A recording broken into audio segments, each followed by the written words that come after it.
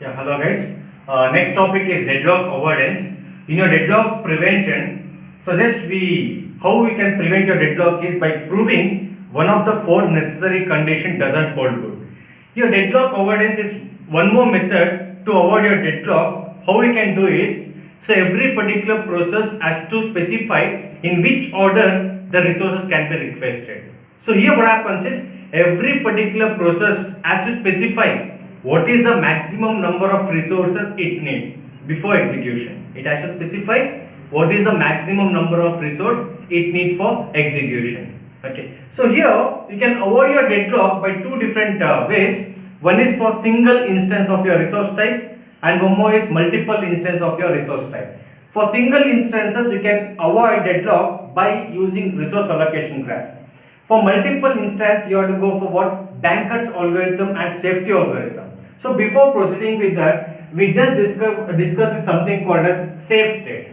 So what do you mean by safe state is nothing but a state is a safe if the system can allocate the resources to each process in some order and still avoid what? Your deadlock. Okay, consider the particular system with some four processes P1, P2, P3, P4.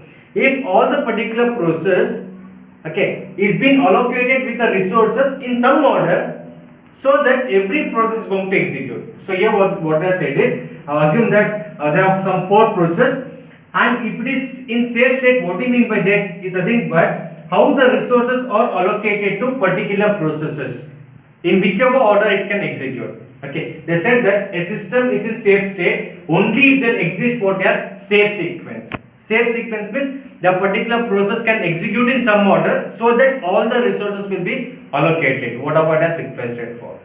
It can execute in any order. And they said that for each process Pi, the resource requested Pi can still be satisfied. How? By the currently available resources in your system plus what? The resource held by your Pj process. So what happens is, if your process Pi is going to request for the resources, if it is not immediately available, it can wait until what? Until all your Pj process is going to finish the execution and until it releases the resources. Then Pi can be allocated. And to specify this, they said that if your particular system is in unsafe state. So what do you mean by unsafe? Means a particular process can't execute. Means cannot be allocated with the resources. Okay, at that time what you can say is it is unsafe and there is a deadlock.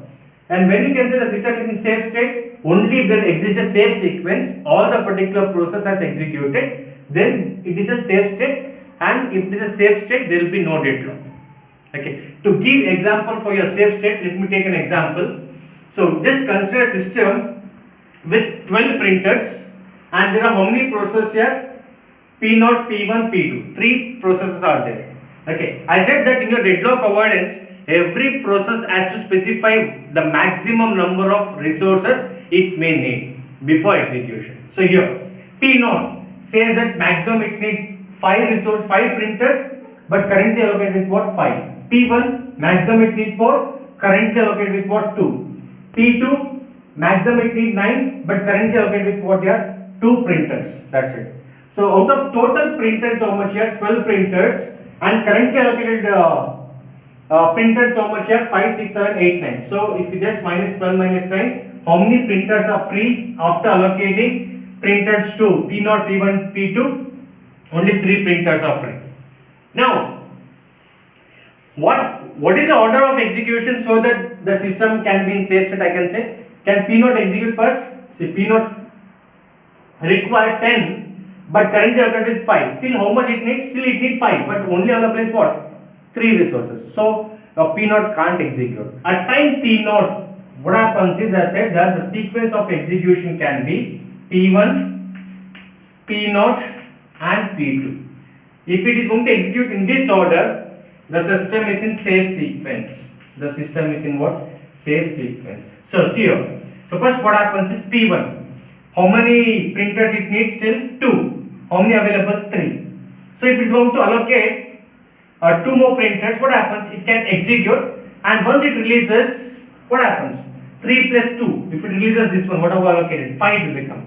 So next process to be allocated is which one? Here P0. See, P0 need how many printers? 5. So 5 are available. If next process can execute is which one here? P naught. See, once P naught executed, so 5 plus 5, available resource will become what? 10. And next, P2 needs still how many resources here? Still it needs 7. Okay, so out of 10, it can easily execute. And once it executes, again releases, so it becomes what? 12. So this is a sequence in which it can execute. So you can say that the system is in safe state. So a system is in safe state only if there exists what? A safe sequence. I'll assume one more example. I'll say if at time P1, okay, your P2 is allocated with one more additional resources.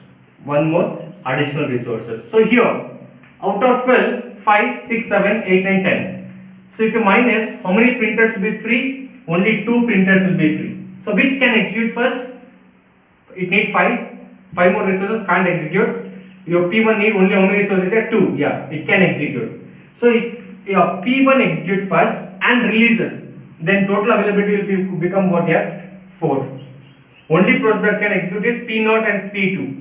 P0 requires still how many resources here? Still it needs 5, so it can't execute. P2, 3 means still how many resources it needs? 6 resources it needs, so it can't execute.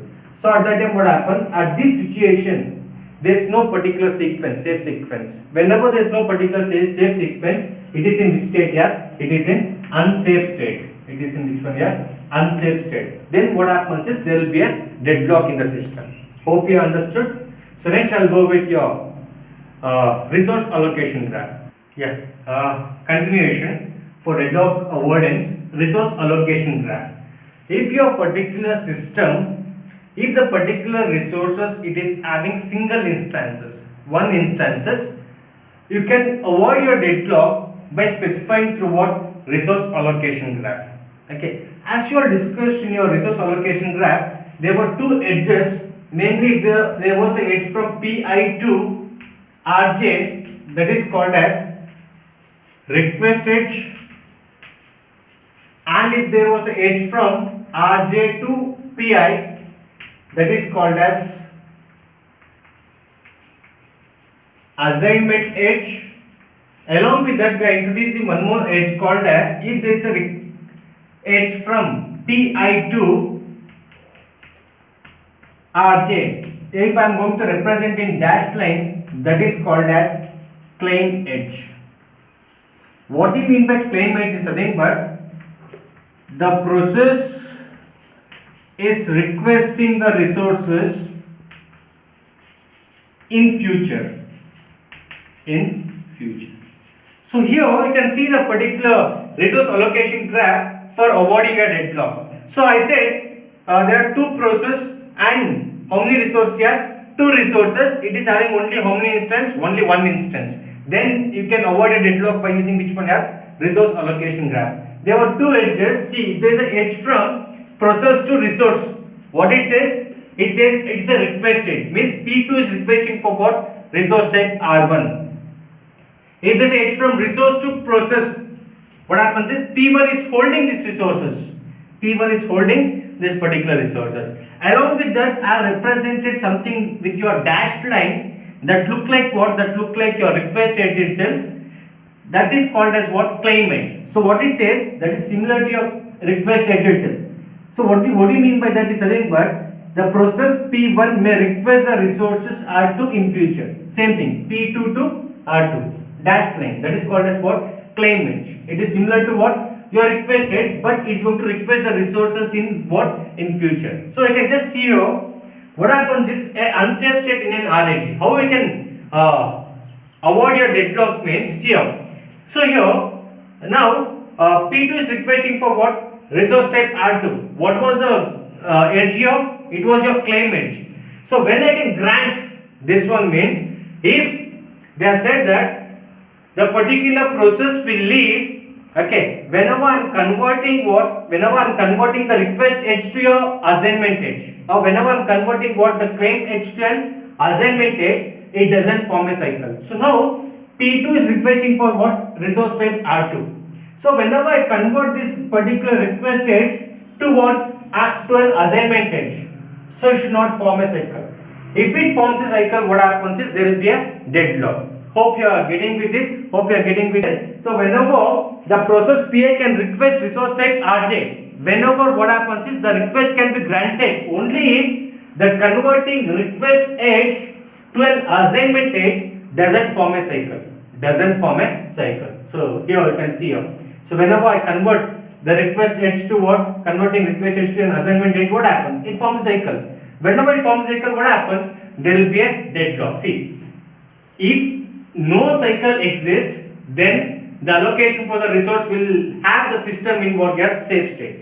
But whenever cycle exists, what happens is then allocation of the resources will leave the system in which one your unsafe state. Then what happens is deadlock will be there. Simple thing, whenever a cycle exists, it is an unsafe state. Whenever cycle doesn't exist, then what I can say is it is a safe state. That's what they say. If no cycle exists, then allocation for the resources will have the system in what your safe state, no deadlock. If cycle exists, what happens? The allocation of the resources will leave the system in what? Unsafe state, deadlock. That's it. So this is for one instance of each resource type. Okay. Hope you understood. Next I will discuss with multiple instances. I will discuss that in your next video by using your Banker's algorithm and safety algorithm.